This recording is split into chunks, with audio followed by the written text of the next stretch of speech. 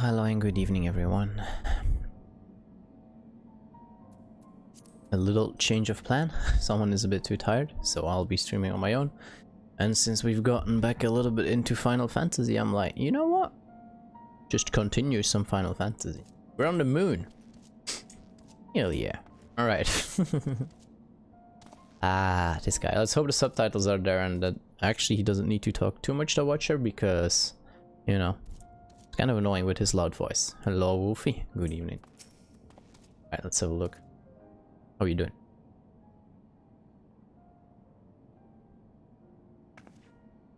Thank goodness you're unharmed. We did what we could to subdue the temper before making our way here. Not without casualties, unfortunately. Some few detonated explosives, killing themselves and others. The contingent healers had their hands full tending to the injured and enthralled when we took our leave. Just eating? Alright. Lest you wonder, Mr. Skryl had also been delivered unto their care. Serving as a conduit for Heidelin's power had taken its toll. But she will recover in due course. Have a nice meal then. As for Alpha and Alize, they insisted on remaining in Garmald while we three rushed to your aid. It appears, however, the matters here have already come to a conclusion. Not a good one, though.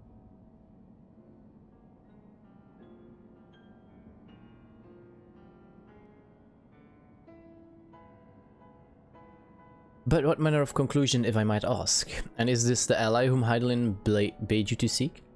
He is not unlike the shades of Amarat. Not unlike, perhaps, but not the same. I was created by Heidelin, together with this place. It has ever been my duty to keep vigil over Zodiac, or rather, it was my duty. Hey, we kinda killed him.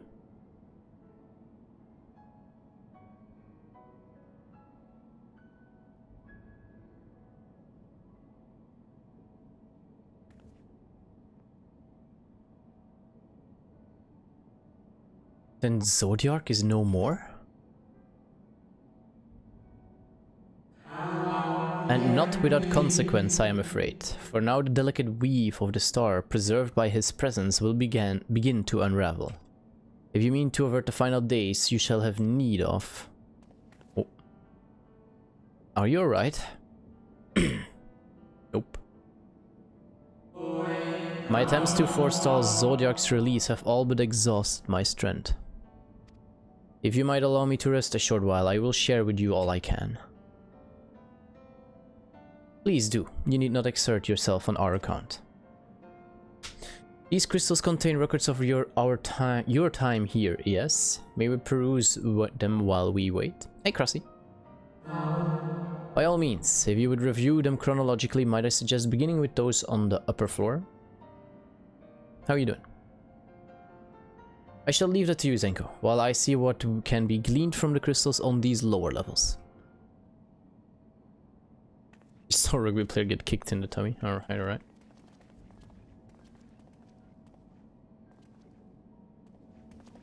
A quick look why this chat overlay is not working here though.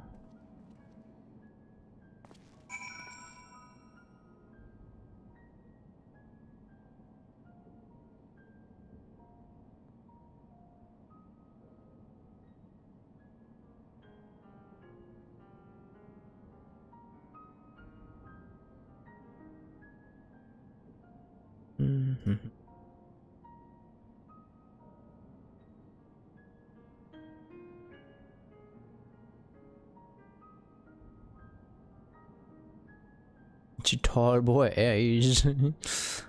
I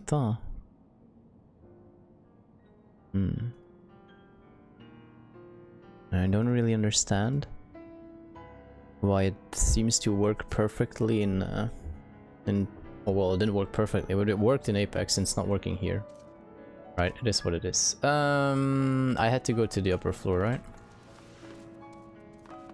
Bam, bam.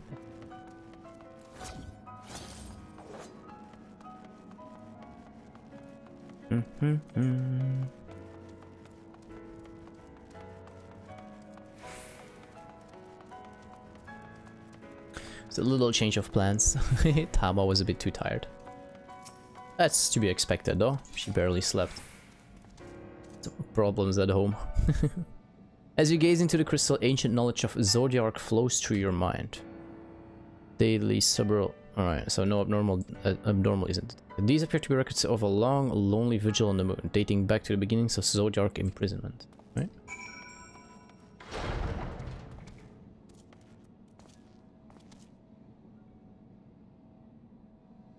Inspect the faintly glowing crystal. Oh, it's over there.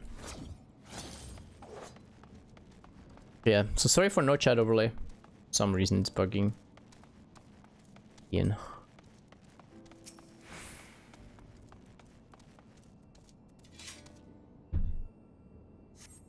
As you gaze into the crystal, knowledge of past calamities flows through your mind. The record describes how, with each rejoining, Zodiac's thirst for freedom grew, as it is strain on the brands.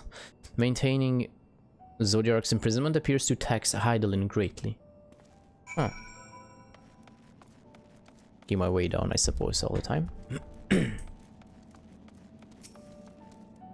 Warmly glowing crystal. As you gaze into crystal, knowledge of past rejoinings flows through your mind. The record describes the Watcher's effort to prepare in the event Zodiac broke free from his prison. The records go on to describe maintenance carried out regularly with the Loporids, though it's not clear who or what they are. You're choking, you're okay. I figured you were okay, because if you'd be choking, you wouldn't be typing, I guess. Be careful, Wolfie. As you gaze into crystal, a record of an unexpected visitor flows through your mind. The records note the Watcher's musings when Elidibus is spotted on the moon, though clearly not for the first time. It is clearly he and his brethren have a keen interest in freeing Zodiac from his prison, and yet they have made no attempt to destroy the brands. Perhaps they prefer he remain hidden from mortal eyes until the final rejoining. Perhaps they realized we would never dare bring harm to Zodiac so long as he remains imprisoned.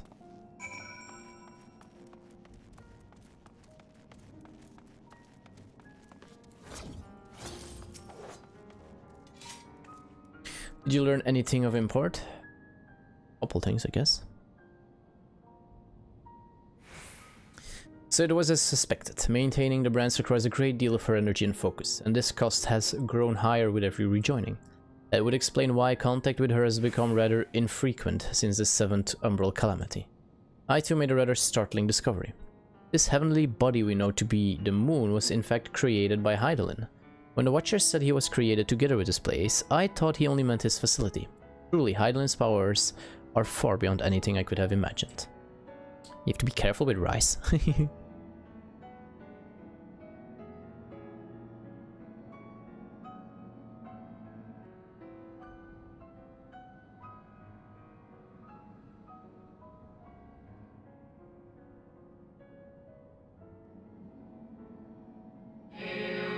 I thank you for affording me this short reprieve.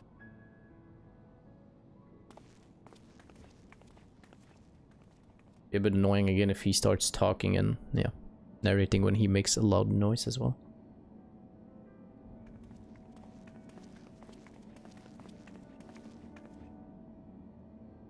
It is we who should thank you. Oh.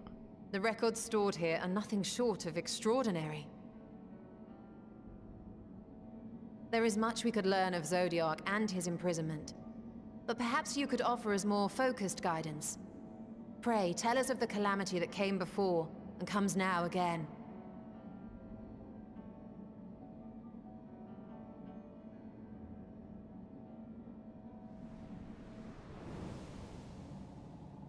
I don't know if he's dying. Long ago before the Great Sundering, there was but a single word. Iteris.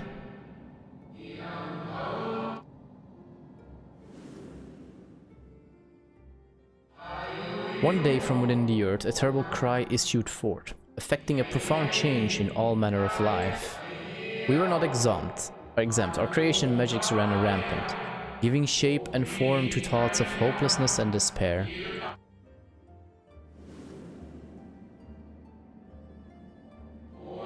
At first, the phenomenon was limited to a single region, but quickly, so very quickly, it spread and engulfed the whole of the star. Were the ancients ever able to deduce its source?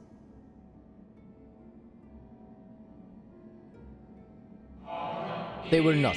However, the convocation struck upon a method to predict where the next Where the next decorruption would manifest.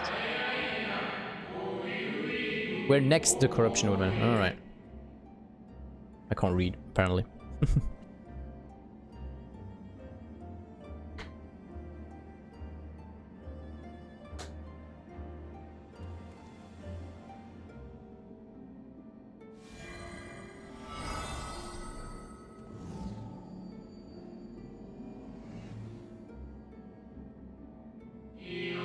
The etheric energies which flow through all of creation in the form of various currents. The currents which course through the lands and sea. Those which flow through the very air. And those of a celestial nature which encompass both our star and this moon. Celestial currents. I cannot say I am familiar with the concept. Nor would I expect you to be. Few scholars of our time knew of their existence. Their invaluable knowledge helped us to better understand the nature of the calamity.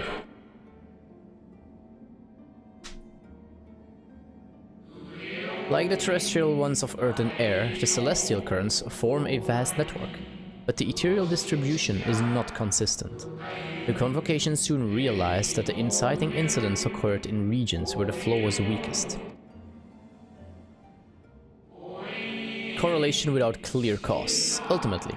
Nevertheless, on closer study, a stagnancy of ether was observed in nearby currents. And so they sought a means to harness the forces of darkness, of activity and growth. Thus was Zodiac conceived. No less a power than a god's could set right the laws of nature and quicken the flow of ether within the star. Precisely. With the advent of Zodiac, our end was averted.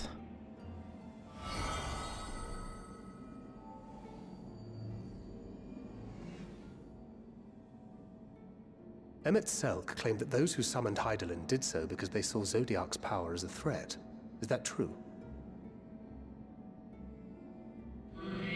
Indeed, there was a faction opposed to Zodiac's creation, but their aim was never to unmake him. They understood the continued preservation of the natural order was dependent on his very existence. Until we could identify and address the underlying cause of the final days, he would need remain, for his departure would set in motion those apocalyptic forces. Yo! Hello? Hydaelyn recognized this as well, and so rather than destroyed, she sundered Zodiac herself, and the star into lesser reflections, that she might confine him in this place. Fast enough reading.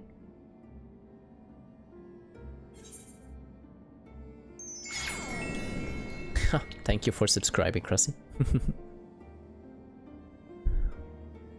I could have sworn she beseeched me to banish the darkness. Then what she told me in the ethereal sea was false? I don't know. Also, thank you for the like, eh?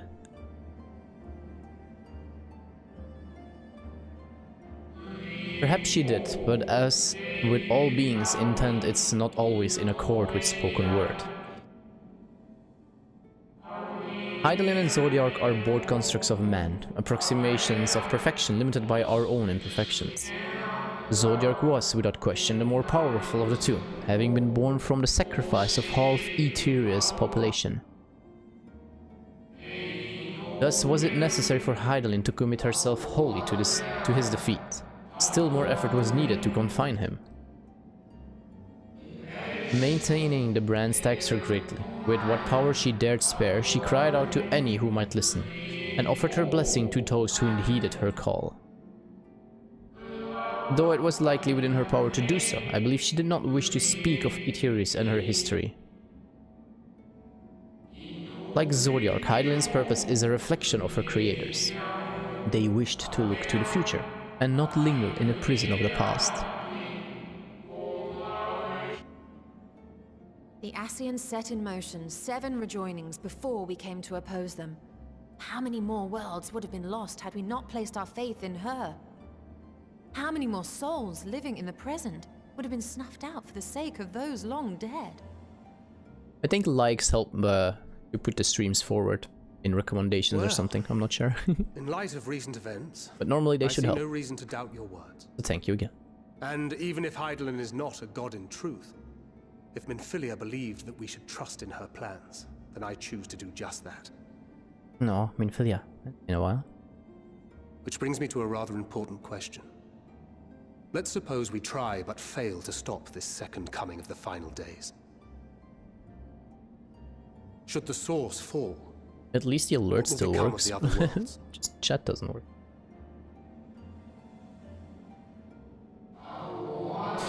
The nomenclature is more fitting than you know.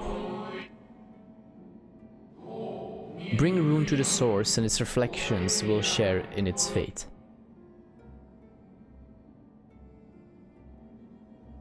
And we live on the source, basically, if I'm not mistaken.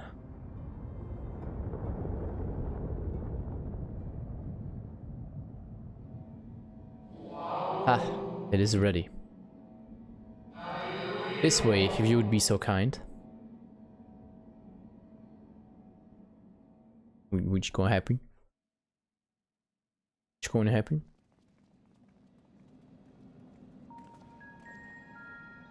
Thank you for the lurk, Wolfie.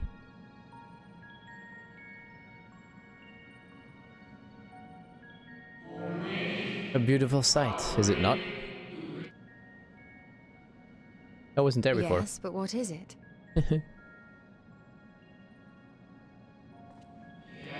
Hydaelyn knew better than any that her power was not absolute. Indeed, she has ever struggled to hold Zodiark and his faithful at bay. Pardon. I had a yawn. She feared the worst, and so made preparations. In the event of his demise, there would be a contingency. This moon is more than a prison. It is a vessel capable of bearing the people of Aetheris to safe harbor.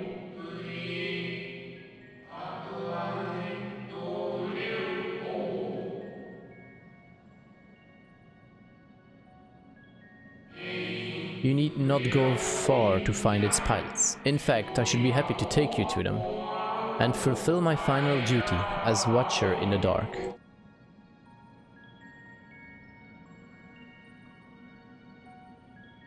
Doesn't sound good for him, though. Da, da, da, da.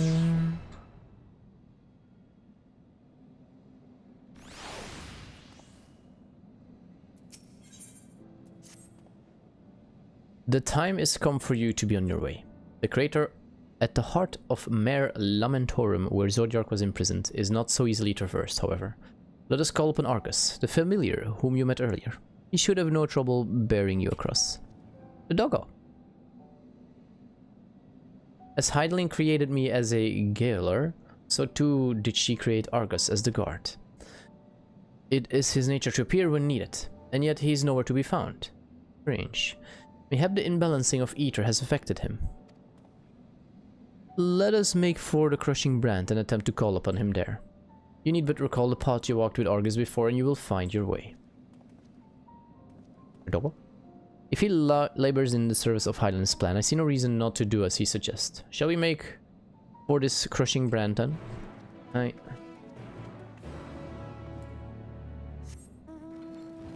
Yeah, it's a bit high, I'm not gonna jump that. That might hurt.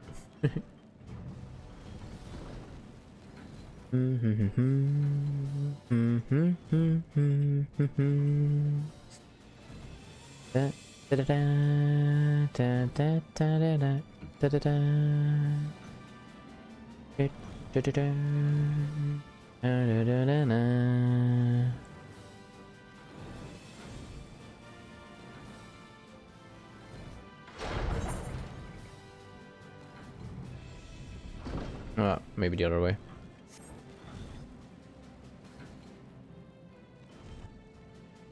This way it might be a bit faster.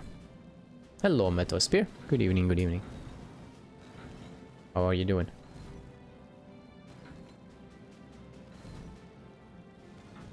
It's fun. I mean, Final Fantasy. Doing good? Nice, nice, nice.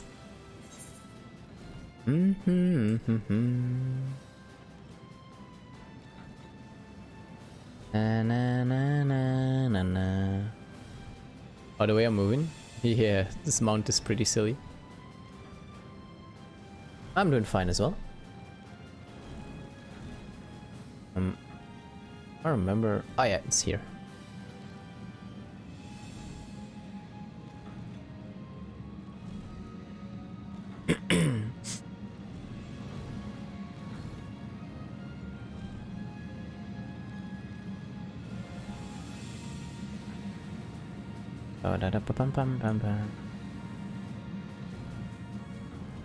Wait. This tunnel does not look familiar though.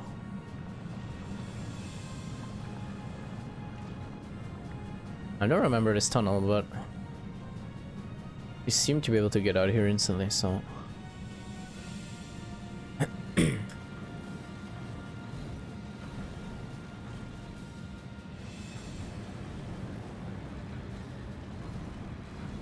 Oh no.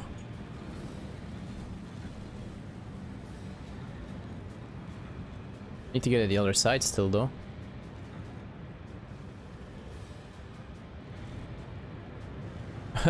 Crap. Gonna be able to get there?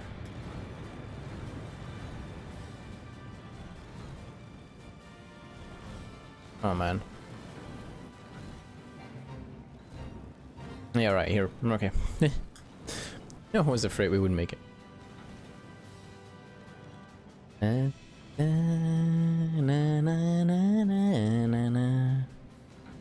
Step on a paddle.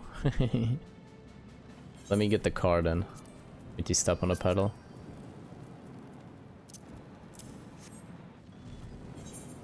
No.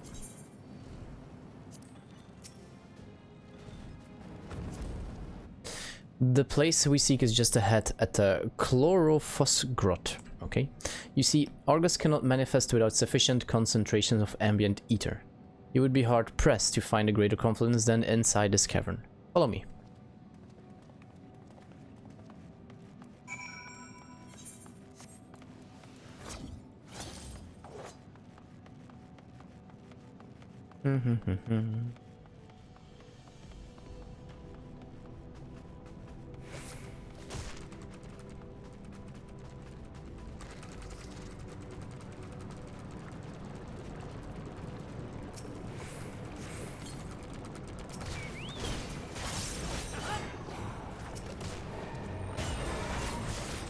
Let's get rid of this guy first.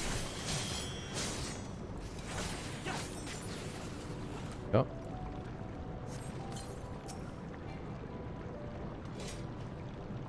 Yes, here will do nicely. The lunar spongoid draw ether from the ground, which is then dispersed in the air. At present, however, the ambient energies are not quite sufficient for Argus to manifest. Might you be willing to spare some of your own to help the spongoid along? Yeah, sure. Don't mind if I know where to go. Alright.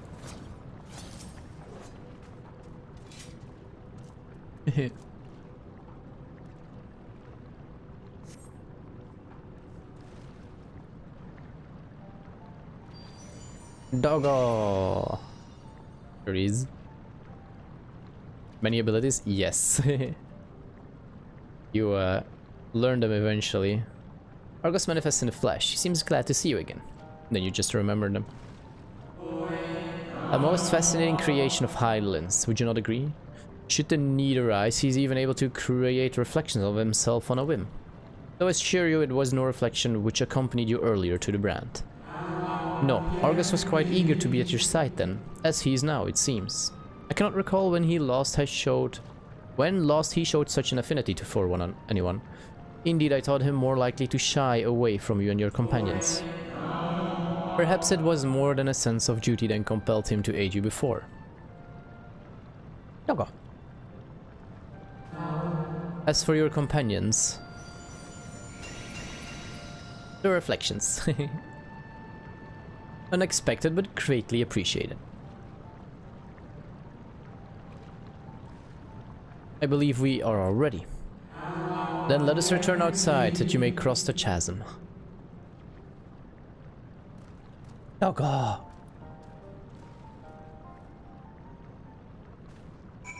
You just try and learn them by heart though, the skills eventually. Alright, pedal to the metal, he said. The car. The car it is. With a silly song.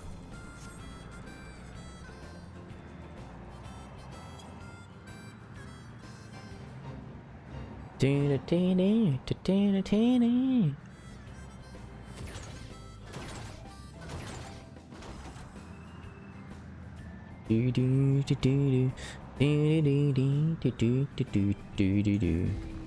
the chasm here. Your destination is the structure there across the cradle of darkness. But climb onto Argus' back and he will take care of the rest. Once you arrive, it should not take long to find the ship's crew. The facility is designed to rouse them from their slumber in the event of Zodiarc's destruction. Eat their counsel. Together you may guide the star and its people to a kinder fate. This is where we part ways, but know that I shall ever be watching and praying for your success. Right. Our allies' assurance notwithstanding, we cannot be certain what awaits us on the other side, so perhaps it would be best if we did not all go at once. I propose the two of us cross first, while Tancred and Urianger wait here. Are you sure? Whee! Onward. Go. Malefic ether yet permeates from the crater, remnants of Zodiarc most like.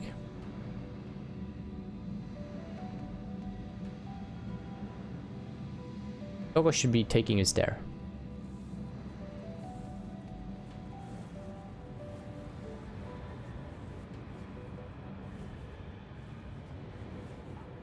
Just a little further.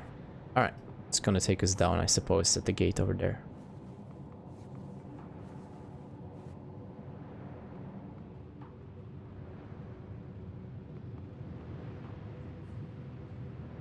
It looks like the Batmobile from the back. A little bit, I guess.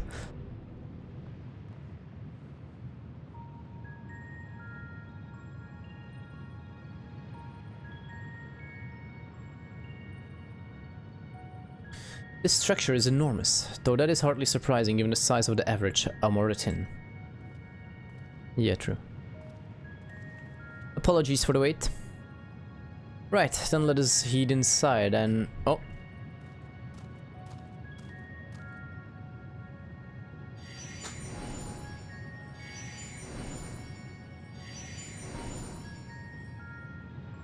Go. Most intriguing. A means by which he convert energy, mayhap? Conserved. Well, I certainly wouldn't want him to blink out of existence on our account. Helpful as he's been. Thank you, Argus. We'll take things from here. Stay here with safe, alright?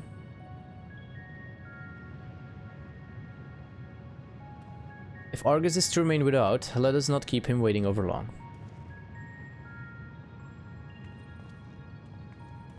Puppies, yes.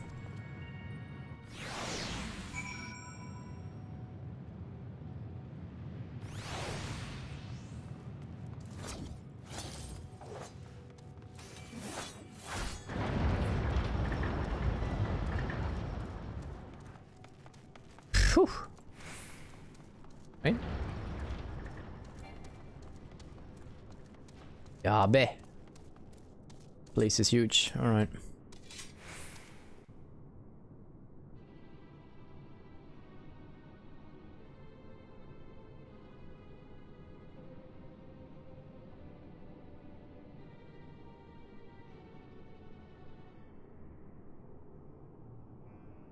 Our moonship pilot should be around here somewhere. Is that right?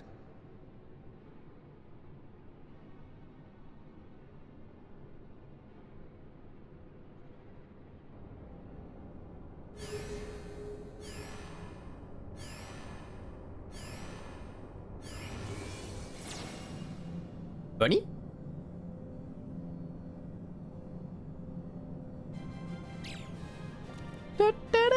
Mini bunny. Oh gosh.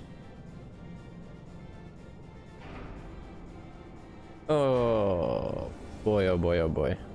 We went from like gigantic tall dudes to the tiny little critters. What a jump. Everyone's like, flabbergasted, basically.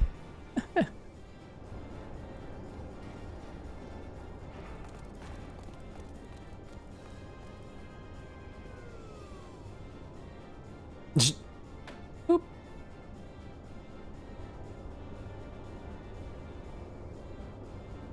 Either they're bunnies or they're mice. Kinda hard to tell, with them being so small. Could be mice creatures as well or something.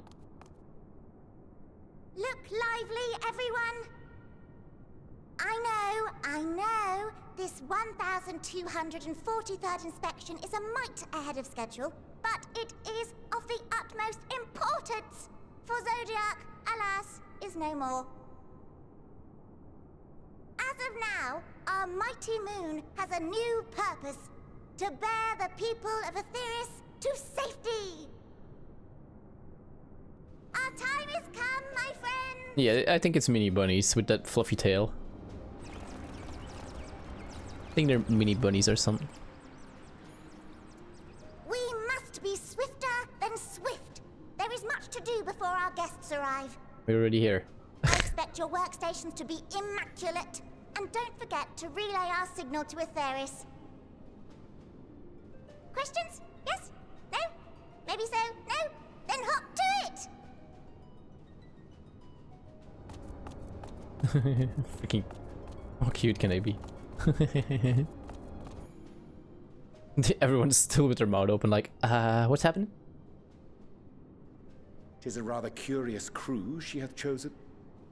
Their endearing forms intended to ease the passengers' hearts, perhaps. Perhaps. Yeah, Tancred is still like, what?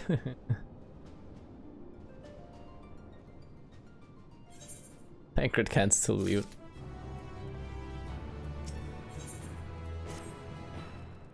They must be the Loporites mentioned in the Watcher's records. Not all what I expected, but the Watcher did bid us heed their counsel. I assume the one who gave that rousing speech was their leader, though we might have to ask about it in order to track them down. Come on then, let us be about it.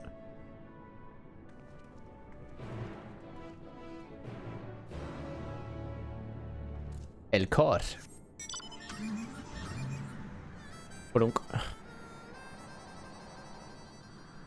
Clipping a little bit.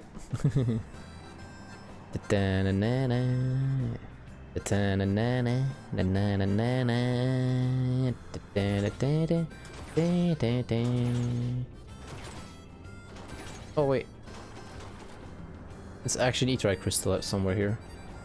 Ah, I can actually attune to this thing. There we go.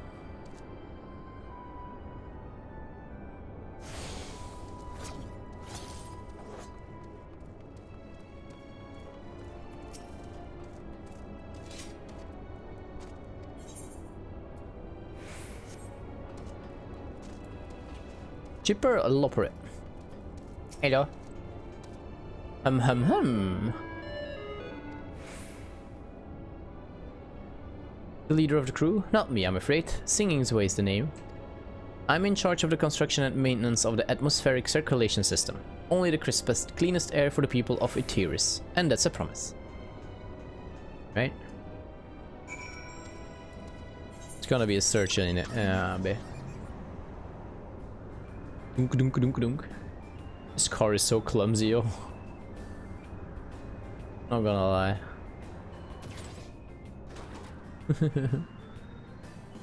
Dunk dunk dunk dunk. Dozing. Well, leader? No, sleeping away my job is. Perhaps I'd better ask. Alright. Tuk tuk tuk tuk. Honk honk. Can't. There's no honk in this game. Can't honk. Let's switch to the bike again. Switching around a bit. They're all funny.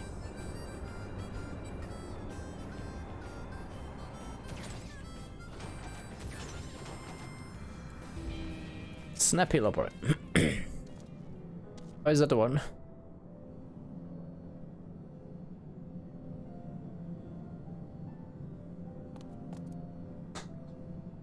What, how in the... When did you get here? Who let you in? Why wasn't I told? Take me to your leader. Were you the one giving orders earlier? Let's start with that. Hong Kong. Me? Oh yes, of course. As the only one around here capable of doing anything properly, it falls to me to take charge of the others.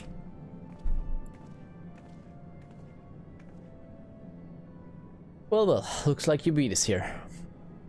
Hey. Your friends, I take it? Is this all of them? So? A group comprised entirely of children? What must their parents be thinking? This isn't a nursery after all, though perhaps we should build one. Or did we build one already? No matter, you need worry your pretty little heads. All will be well, I promise. But goodness me, we shouldn't be standing about gulping. I must take you to meet the others. Why are we the children? If you could run along back towards the entrance, you'll find a path that leads to the central platform on the upper floor. There's no wrong way to reach it, but it's a large glowing ball at the center, if you should find yourselves lost. I shall gather the others and meet you there. Well then, back to the upper floor it is. How old are those bunnies if they call us children?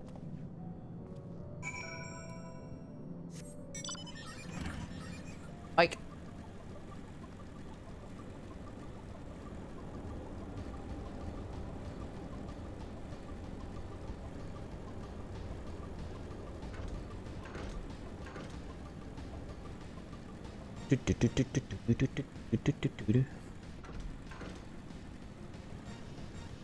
Bum bum bum.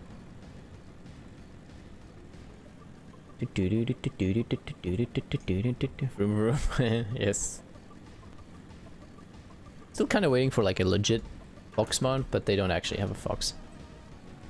The Ninetales Kamui is also like 50-50 a wolf more than a fox actually. So I tend to take the bike a lot of the times. Just go smooth. All mounts are equally fast anyway.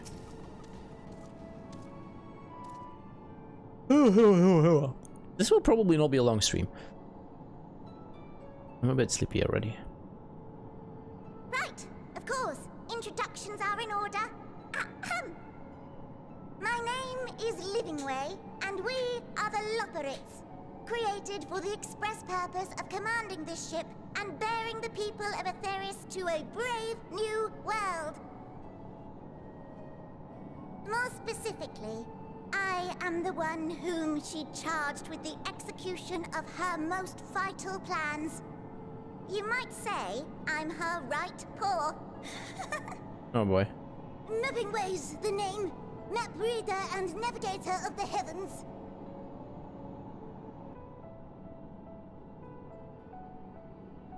Pleasure to meet you all, but I'm still trying to make sense of this.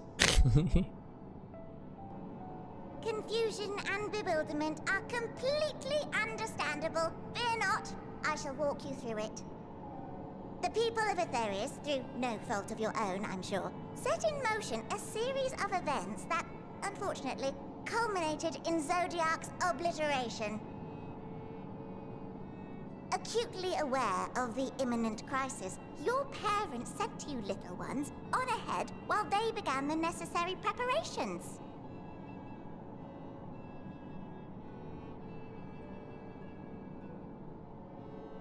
Still not following? No? Very well, I shall elaborate further.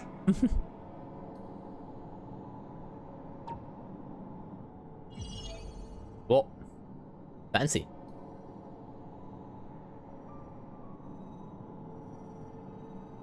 Here, we have Atheris, your home, and the moon, where we are now. Without Zodiac around to keep things lively, so to speak, the celestial currents of the star have doubtless begun to degrade. A calamity of apocalyptic proportions will be visited upon Atheris, bringing an end to all life. Very sad, that. So too hath the Watcher claimed. By thine unperturbed countenance, I gather this eventuality was anticipated. The doom and gloom. Oh yes, quite expected. Imagine, if you will, that Atheris is a delicious carrot that I've forgotten to eat and left out in the midday sun. The most earnest wishes or prayers will not stop it from rotting to the core. So sadly, there's nothing to be done but to abandon said carrot, Atheris, in case the metaphor is lost on you, to its grisly fate. And this moon will serve as the vessel to deliver us to a new home. Just so! We will gather up as many people, supplies, and resources as our stores will hold. What a way to put it, yeah. And then, once everyone is aboard, it's off to another star. Easier said than done, admittedly, for one does not simply hop from star to star on a whim. Which is precisely why we've spent countless years constructing the most propulsive of propulsion systems. We ought to make it to our destination in 2 shakes of a rabbit's tail.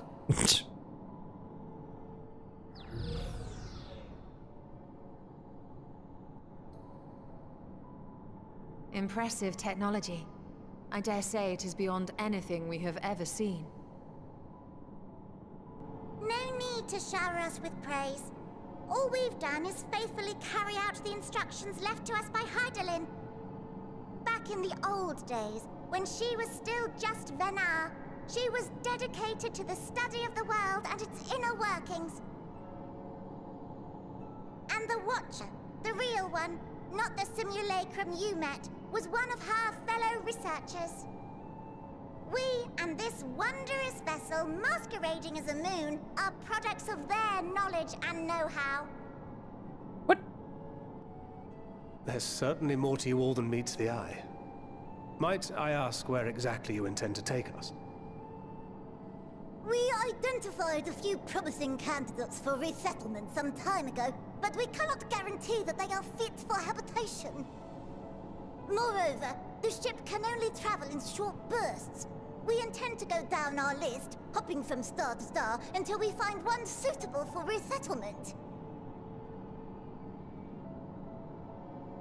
No need to worry, though. The vessel is being refurbished with accommodation for an extended stay as we speak. While we did have to rely upon outside help to determine what amenities were essential, I dare say we have risen to the challenge. Help? From who? From you and yours! Who else? Each time we woke to perform regularly scheduled maintenance, we were greeted by the resources you sent us. What better way to learn about preferences and proclivities of our present-day charges? Ah, but you're still adorable little children.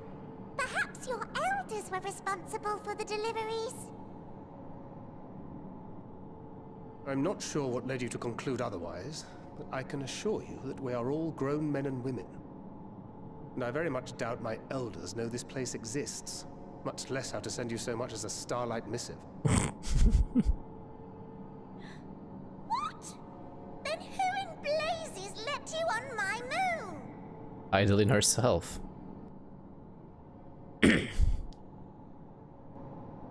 Heidelin herself led you here.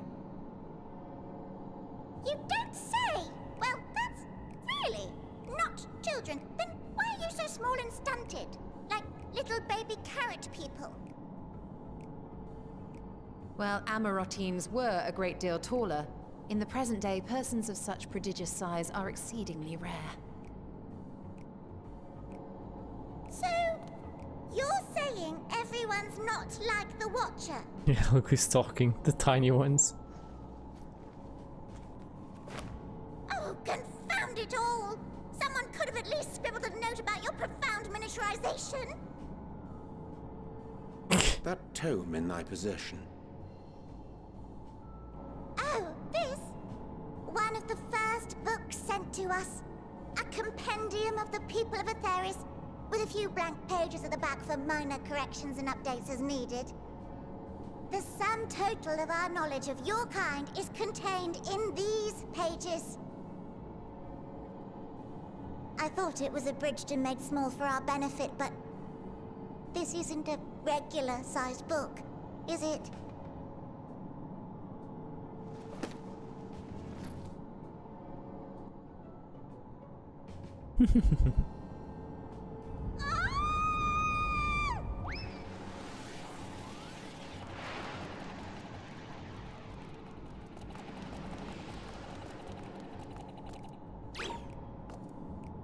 Building way, can you hear me? Yes, we're all very busy. Change of plans. I need you to rebuild the domiciles at 1/3 the scale. All of them. Yes, all of them, and but me no buts. See to it with all speed. Perhaps you could tell us a bit more about your terrestrial collaborators. They have like beds 3 times their size or something. Yes, in due time. But first, I'd like to hear more about you, if it's all the same. I'd rather not risk any other complications due to outdated knowledge of our passengers-to-be. Oh boy. They probably made like this entire place for like the Watcher's size. The really tall guy from the start. But yeah, we ain't that tall. We're not that tall. Right then, now that you're here, we need you to teach us all you can about your people, and quickly. It won't be long before the final days are upon us in all their terrible grandeur, so it is imperative that we be prepared to receive our passengers-to-be.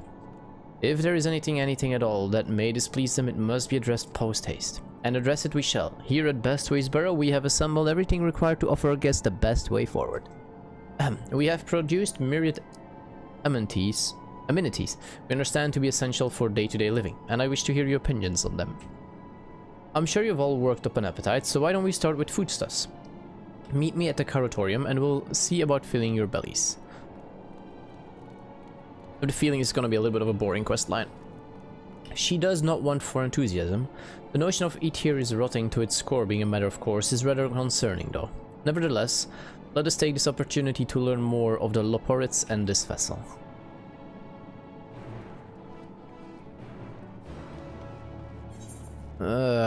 Where do I need to go? Below again.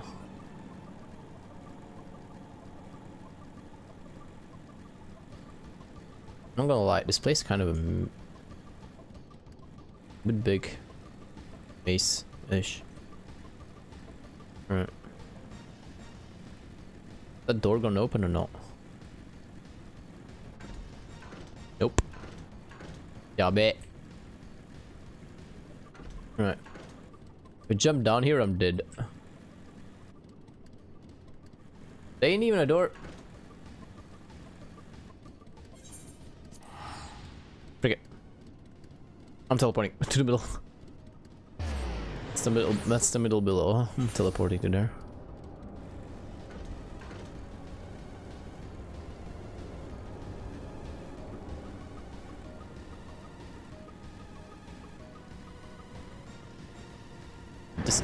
Alright, I was about to say, this thing is still not opening. There's please a door somewhere, right? Whoa! Alright, it is big, I'm not gonna lie. This place is freaking huge. What the hell?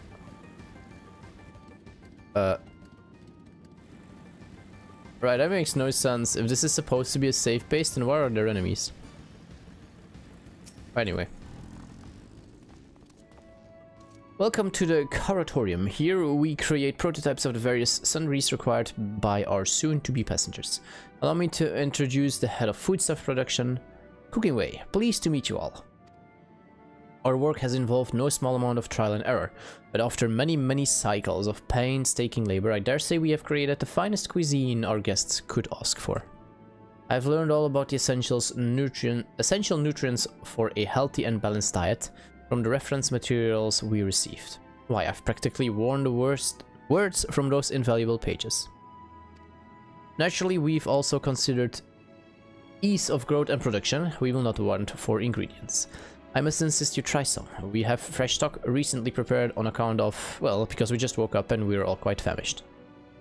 Hop along the platforms here and you'll find a storage unit full to bursting with delectable delights. Help yourself to anything you find or you like. Alright.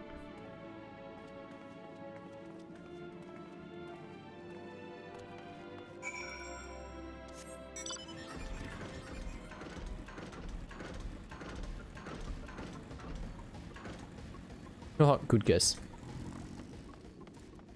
Okay. Open the storage unit and find a rainbow-colored assortment of carrots.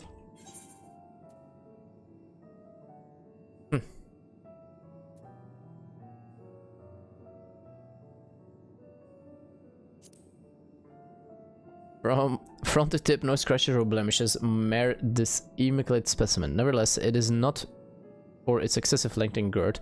One might think it was an ordinary carrot.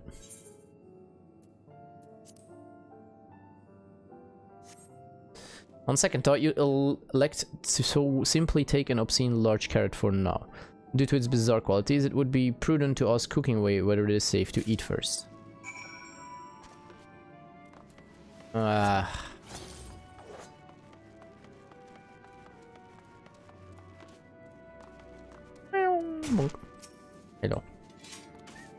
So did any of our elections set your mouth to watering? I've got this thing here. Ah, yes, a fine choice. One of my personal favorites, actually. Please dig in, I'm eager to hear what you think. Apparently it is eatable. With great trepidation, you take a bite out of the carrot. There is a satisfying crunch as you sink your teeth into the orange skin, and a warm, tingling sensation runs down your spine. With the second bite, a wave of euphoria washes over you, and you drown in bliss. Alas, as you finish, the elation fades, leaving you with a desperate craving for another carrot.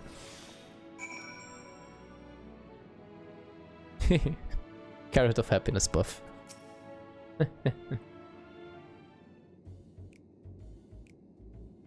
What did you think? Unlike anything you've ever tasted, yes? The carrot of happiness is full to bursting with nutrients and is guaranteed to leave you feeling satiated, I think. It's a staple among us loperids. We have plenty of other varieties too. Bleeding carrots to improve blood flow, dream carrots to help with sleep. So you see, we have a carrot for every occasion. These carrots are extraordinary, but what if I don't like carrots? I can certainly see the demand for this in Charlian. What if I don't like carrots?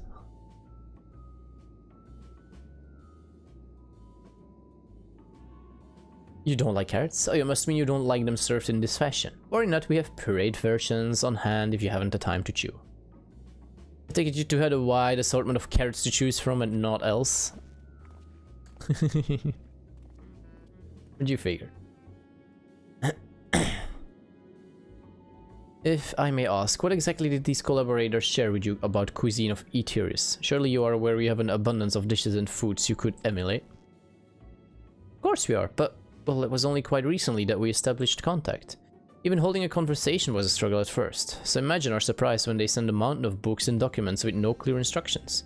The sheer amount of information was overwhelming. If it wasn't for that encyclopedia I found, we would have been at a loss where to begin. And so we decided rather than divide our resources to prepare a variety of middling and potentially unsatisfying meals, it would be more efficient to devote our efforts to the production of a single perfect food. It's all well and good, but man cannot live on raw carrots alone. Have you considered cooking them? You mean steaming, boiling, roasting, and the like? I suppose we could prepare the carrots in other ways. But our primary concern was efficiency, and what's more efficient than sinking your teeth into a carrot fresh from production? A rather strange approach to take for one named Cooking Way, isn't it? Well, technically speaking, Cooking Way isn't my given name. When first created, we are all named in the old tongue. You know, that otherwise impenetrable parlance the Watcher speaks. After we received a great home of words, a dictionary that is, from our collaborators, we learned your language. Adverbs, gerunds, present continuous verbs, conjugations, just the basics. And we found the terms related to our given task and used them to form new names. Aren't they helpful? No, not really, but it does explain a great deal. Wherefore didst thy kind deem such a change necessary? When the rest of your people arrive, we want to be certain they understand immediately what each of us does. You'd never be able to pronounce our original names anyway. That makes sense. I see. I hope our critiques, such as they are, were helpful to you. So if you should decide to preserve flora and fauna from eateries as well, you would be able to offer the passengers a more balanced diet. Until such a day, one I pray comes sooner than later, it would appear there are naught but carrots on the menu.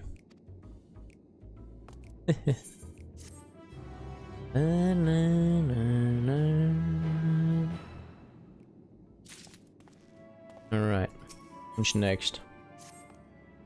I think we've had our fill of carrots for now. Let's move on to other necessities, shall we? Pardon. Yabe. Our clothing production is sure to impress. This way. Yeah, definitely. If it's the size from the Watcher, that's definitely going to impress us. No one's gonna be able to fit in those. It's gonna be way too big.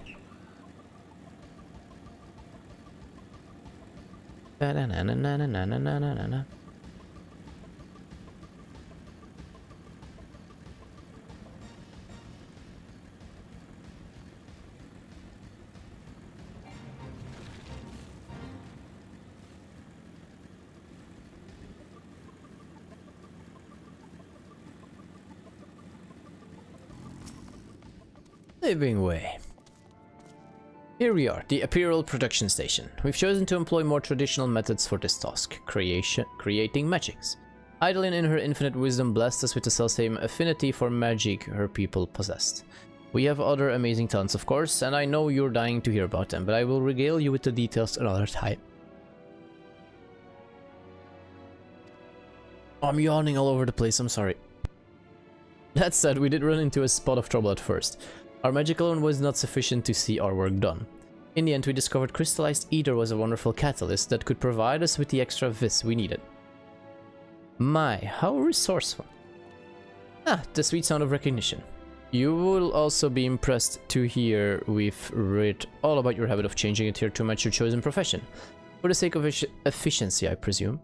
This has also been taken into account with our designs. But why take my word for it when you can simply try on our clothes? Make yourselves known to the workers and they will see to the rest.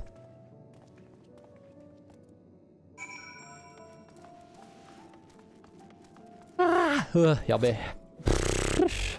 I might call it a bit shorter than I anticipated. I was hoping to be able to go till my 10, but I'm yawning like hell at the moment. For the entrance here. I'm doing fine, I'm just yawning all over the place.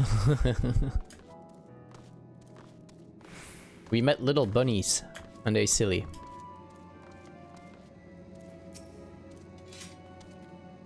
Ah, it's you, one of the visitors from right here. Goodness me, Mapping Way wasn't kidding, you really are smaller than the Watcher. Alright, you're here to try on a set of clothes, yes? What would you have me fashion for you today? An outfit one is my bloodlust. Something simple yet functional, a fashionable and refined ensemble. What are we going for? Right. First thing I see in chat can decide. Oh, yabe, go me. Sorry. Bloodlust, simple and functional, or a refined ensemble? What's it gonna be?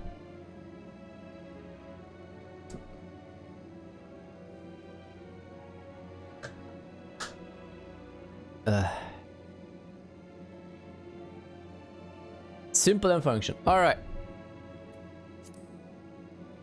So look. Simple and functional. Right. This will only take a moment. Right?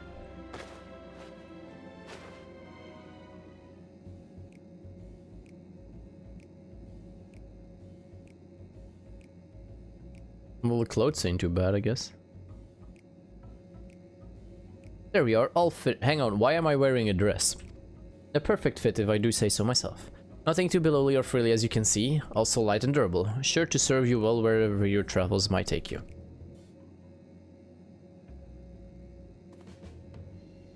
Would you look at that? Speechless. And there I thought you may not like it.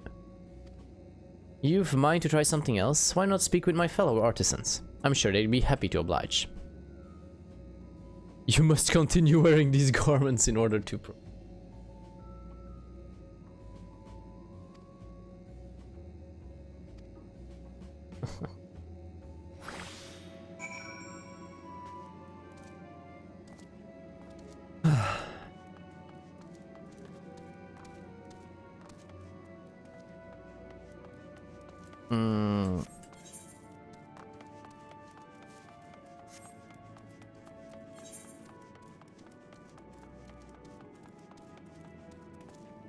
Wait, what the hell am I wearing?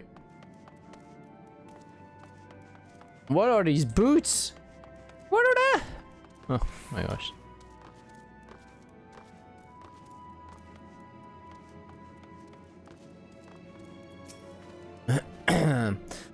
No one said you'd be coming. How can I help you? You wish to try my clothes? Really? Of course, I would be honored. Did you have anything in mind? Got anything with a little more flair? I'm looking for clothes with an altogether different design. Surprise me. Surprise me. I think I can handle that. Let's see. I'm gonna be surprised for sure, probably. And this should do.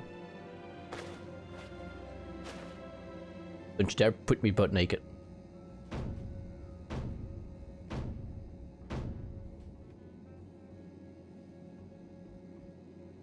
Some of my best work yet. It's a relative new concept incorporating an idea that's never been tried with clothing before. Fragments. Can you smell the carrots? That's simple divine. I was worried how concept would turn out when put to the proof, but they look stunning on you. Won't you go and show Livingway? I'm sure she's eager to see what we've come up with. You must continue wearing these garments. Alright. Again.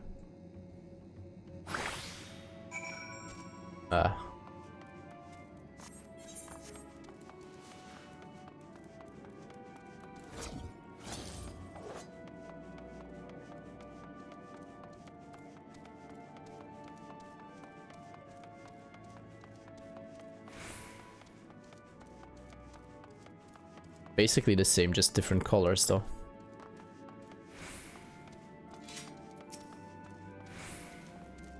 My, don't we look splendid? The result of much trial and error, but I know quality work when I see it.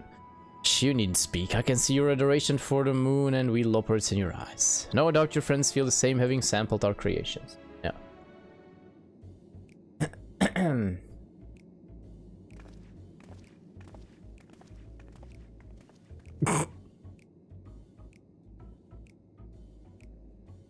Sorry to have you kept you waiting. They insisted we sample all of their concepts ere we returned.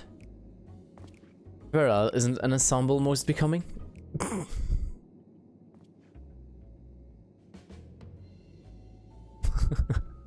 There's face masks as well, yo.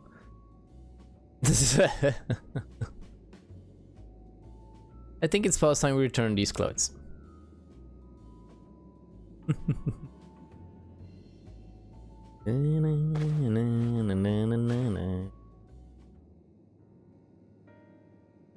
I was so confident our garments would meet with your approval. Whatever are we doing wrong? The Watcher taught us that in this time everyone wore the same robes. To do otherwise was against social etiquette. Yeah, in his time. When taught we could appeal to modern taste by tailoring the robes to specific professions, but... Please, you mustn't be so hard on yourself. Should we resort to evacuating the people of Ithers, they will most certainly have need of your attire. It's clear you spared no effort in addressing our needs, but you must understand that we are not quite so homogeneous or something. Speaking for myself, what I wear now better suits my taste, even if it is inferior make. But there are others whose choices may be influenced by traditions or personal experience. Rather than make assumptions for the whole, you must consider the individual and their potential preferences. I fear we have underestimated the complexity and diversity of your people. Even if we've memorized every tome we've received, I doubt we'd have fared much better. Maybe we're doing you a disservice trying to shower you with our baubles and flippery, thinking it was for your benefit when you'd be better off on your own. There are some who might agree, people who prefer to keep others to arm's length, even when they know they shouldn't. As one such former fool, I'd like to ask you a question. This plan to evacuate and escape the final days, did it count for the reflections of the source as well? Not that I'm aware of. We were born of Heidelin's law for Utiris, and the salvation of the people on that star and that star alone has ever been our aim. Surely it's better to devote ourselves to saving one world than to divide our efforts across 14 and risk failing them all. I suppose you're right. Living Way, might we have leave to explore Bestway's burrows unattended? You have given us much to think about. Why, certainly. Until later, then.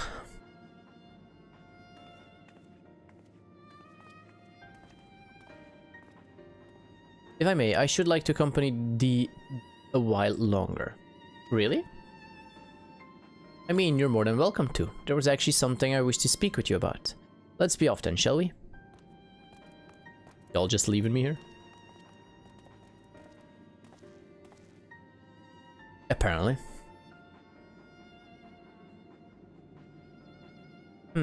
Fidgeting Loperate.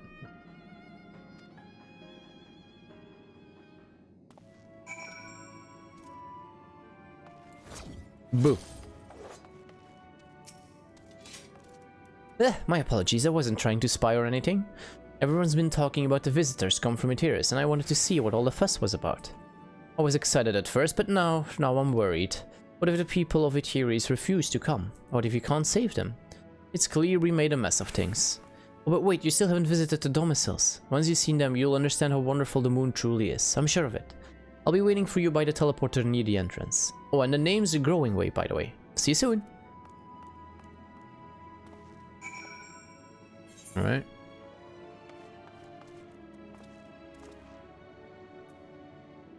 Can I get the... I can't apparently. Alright. We can... What a mess. I couldn't get my teleport.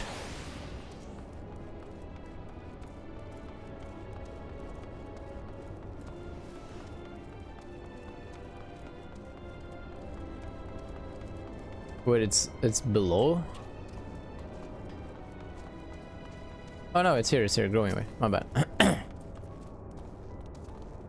You're here, you're really here. Thank you so much. Sorry, what should I call you? Zenko. Zenko Sakura? Freaky, even your names are amazing. Okay, well Zenko, we'll be using this teleporter to enter the residential area, whenever you're ready. Alright, I guess, let's have a look.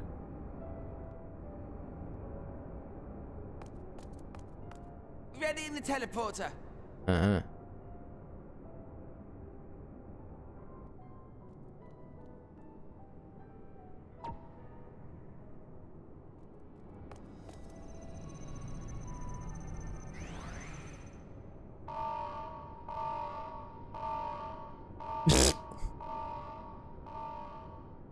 Don't explode on me now, please. Huh? Access to living quarters restricted due to reconstruction. Then where is it? Oh no! Oh boy.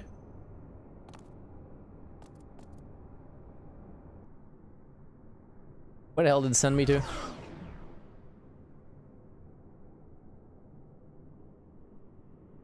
A private audience, as thou didst request, for reasons I know not.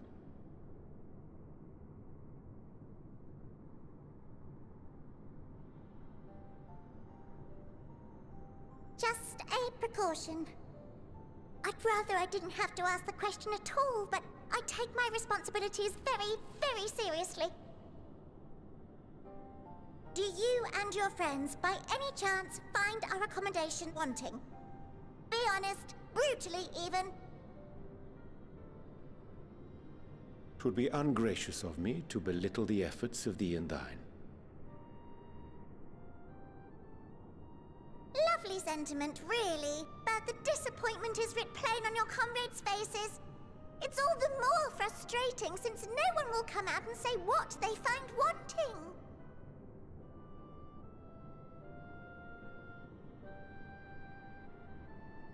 If there are faults in our world, work. We need to know. We can, we will do better. But time is not on our side. The final days will wait for no one. If your people are to be saved, we must take quick and decisive action. This vessel must serve as a home for as many passengers as possible, for far longer than we may like. Which brings me to my request. Our collaborators on Atheris are doing what they can to prepare for the voyage. Would you be willing to go and lend them a hand?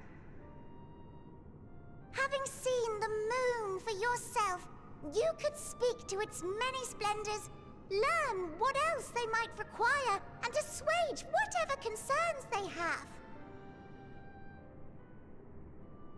Wherefore wouldst thou entrust me with such a task? How to put it?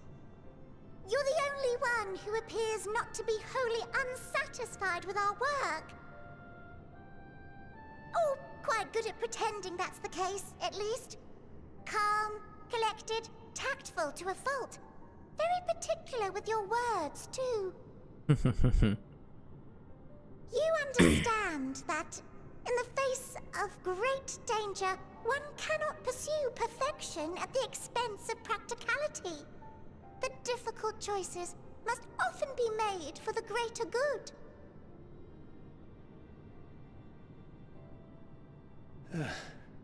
And so fate doth conspire to set my feet upon this path once more. Come again? Come again?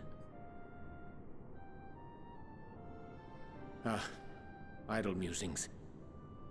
'Tis no trifle, thou dost ask. Yet full well do I understand the Looks like a urgency werewolf. and necessity. He's an elf.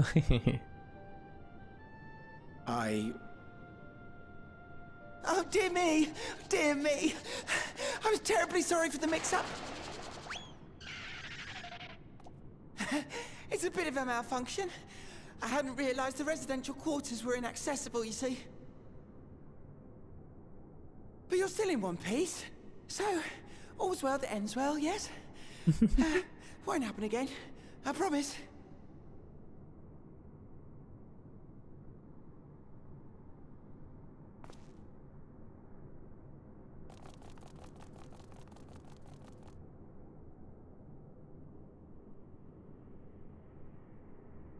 Ah, we didn't see now what he said.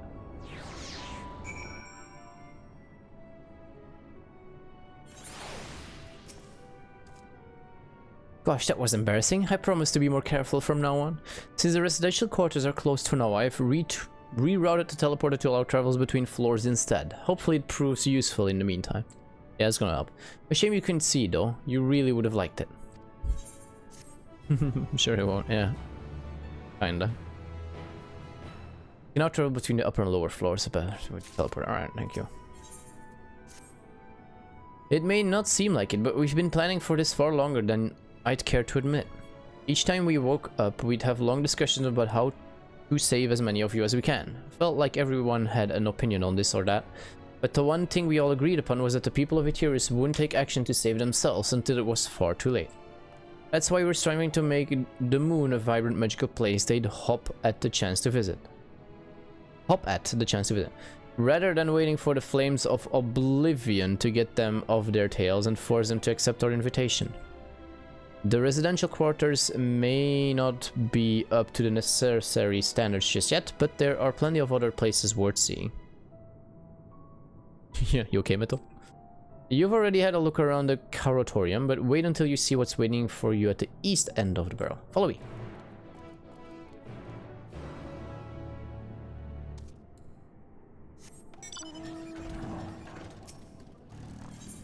And that message came like 2-3 times on my screen. Like, you sure it won't? Yeah, indeed, yeah, okay, you noticed now as well. What's going on there? Why is it in this 3 times?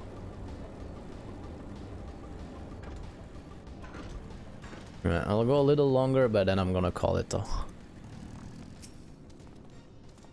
Good, here. Through this door is the greatest end veil. It was named as such because it's the veil to end all veils. The most beautiful forest you'll ever see. Alright, this got me curious. The most beautiful forest, let's see.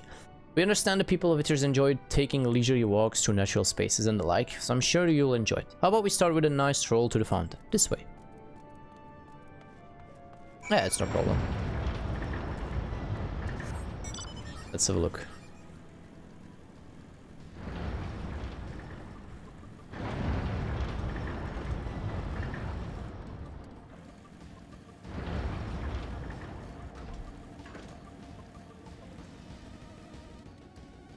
What the hell? Alright, I guess. This got me hopes up for an actual forest. That's all just metal. Not what I in the forest. I definitely ain't a forest.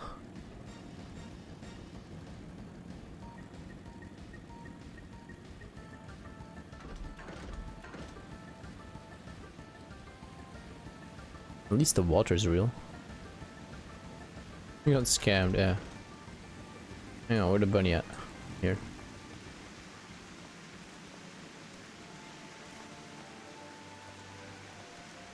It has something, but... Oh, wow, I haven't looked at the ceiling yet even. It has something, I'll give it that. But it's not an actual forest. This got me disappointed. So, what do you think of the forest? Isn't it positively pleasant? Simply sublime? I couldn't see the forest or the trees. I didn't see any... Wait, you don't mean those crystals out there are... This as transcendent as burying your face in a chocobo's plumage and taking a good long whiff. Let's go to the middle one. You mean the crystals are supposed to be the trees? Right you are. Our forest is made of crystals and constructs, dotting the landscape as far as the eye can see. Building this place was a challenge, let me tell you. Since we were born here, we've never seen trees in person before, let alone a forest. Information sent by our collaborators was quite enlightening. But after much deliberation, we decided to use crystalline constructs in place of living trees. And thanks to our atmospheric circulation system, this place produces air as clean as you will find in a forest of Ithers. The fountain here behind us, powered by the rather large crystal adorning its top, plays a vital role in supplying us with, pardon me, fresh water. Much time and effort was spent making it the most spherical of spheres, and I dare say the unparalleled roundness speaks for itself. I enjoy nothing more than a nice long stretch and a spot of relaxation whenever I come up here. You look like you could do with a stretch yourself. Apparently.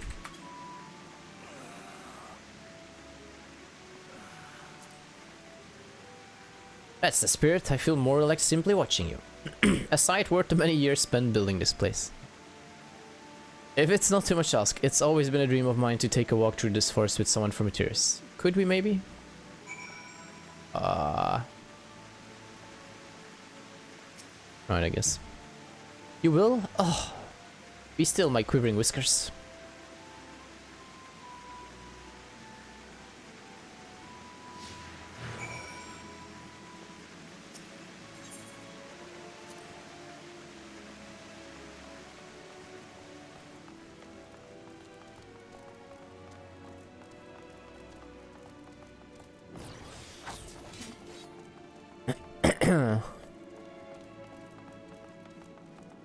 It's pretty, but it's not a real forest. I was thinking, Zenko, that I could be more helpful to you by teaching you and little about the moon and what it is we do. When we were first created, the moon's sole purpose was to hold Zodiac, and there was absolutely nothing to be found here. Eventually, Heidelin gave us our first task: furnish the moon with propulsion systems capable of facilitating travel to other stars. It sounds impressive, and I suppose in some aspects it is, but it was only possible thanks to the knowledge Heidelin shared with us. We also had a lot of time to get it done, 6,000 years give or take. But anyway, let's keep going. Alright, these bunnies are old.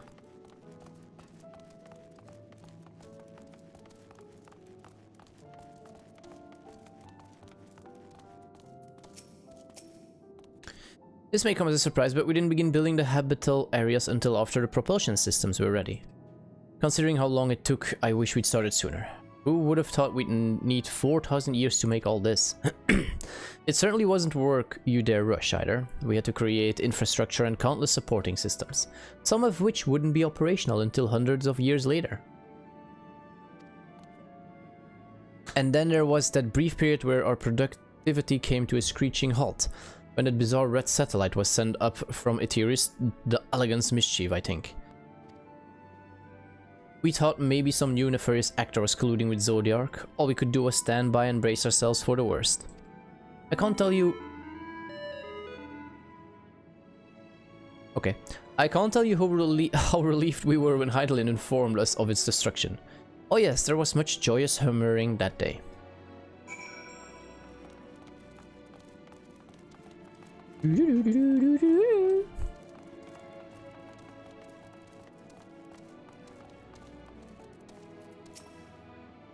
Say, do you notice anything peculiar about the treetops? I mean, apart from the fact that they're massive crystals and not trees. Yeah, the glowing thingy. I'll give you a hint. It's the golden rings emanating from the glowing spheres, along with a device fixed near the ceiling that fulfill a role similar to our sun, and do so better even. The sun and similar celestial objects in the great expanse radiate energy that is harmful to your bodies. These rings shield you from that energy while allowing you to bathe in the perfect amount of sunlight, or rather a close approximation to it. Pretty impressive, wouldn't you say? Oh, and if you look closely, you'll see different types of trees.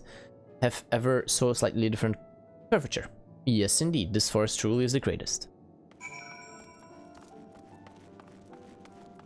You say so?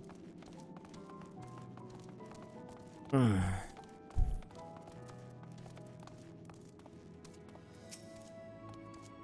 was something else I wanted to tell you about. Alright. The propulsion system and habitat facilities were completed around 2000 years ago, and with that the most important future were fit for purpose. Which was all well and good, except we still knew absolutely nothing about the present day people of Eteris. Why not go and visit Eteris yourself, you might ask? Strictly forbidden. Were our technology or knowledge of the moon's true purpose exploited for evil ends, the results could be disastrous. Then there were a few more rejoinings, and it became increasingly difficult to converse with Hydaelyn. Fearful we might lose the ability to communicate with her altogether, we beseeched her to find people on Eteris we could trust to help. We were quite fortunate, everything worked out as it did. Are we there yet?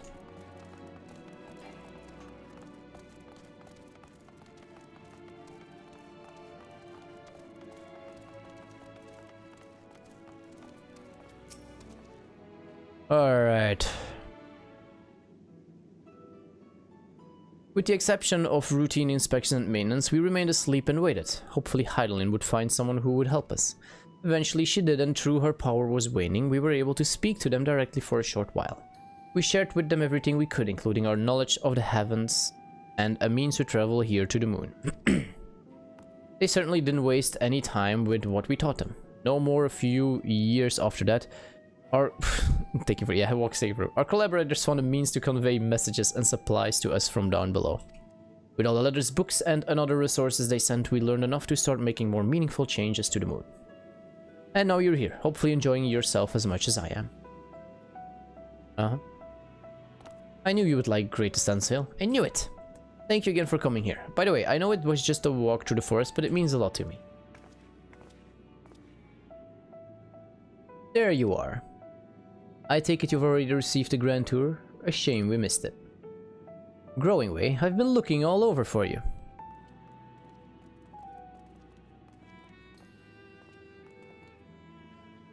Oh, is this about the teleporter to the residential area? No, never mind that. We have more pressing matters at hand. I will be calling an emergency meeting shortly, and your attendance is required. Really, I can't imagine why we need me there, but if you insist... We won't be away long, so you all are more than welcome to continue looking about the burrow. Now, come along, Growing Way.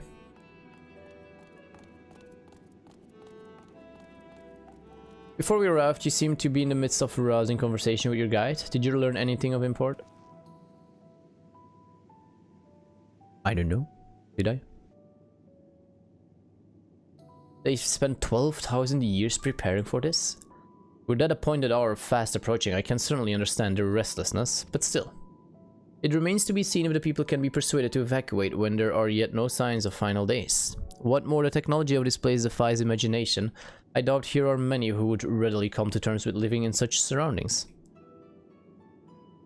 Whoever these collaborators are, unless they are possessed of the world's most charming personalities or a means to forcibly evacuate people, they will meet with a great deal of resistance.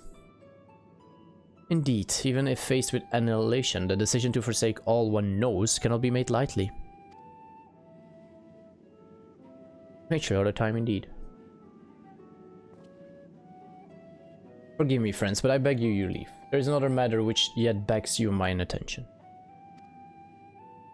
Of course, we can accompany you if you like. Nay, that will not be necessary, if you will excuse me. What's up with him again? Something's up with Urianger. Just don't know what. It's clear how that difficult decision lie ahead of us. Preparation for the evacuation of Eteris is indeed crucial, but I am not yet willing to forsake our world and its reflections, and I trust I am not alone in my reticence. You know.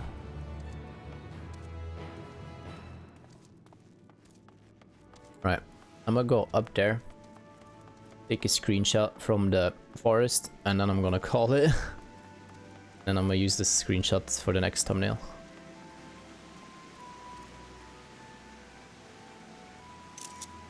There we go. Alright. Oh, I won't call it, I'm getting too sleepy. So, on that note, I want to thank you all for joining the stream. It's a bit of a shorter one, I'm sorry. But I'm getting sleepy, and narrating gets hard. So thank you for joining. Have a wonderful day, evening, or night, and hope to see you all in the next one. Bye bye, everyone. Bye bye. And bye bye.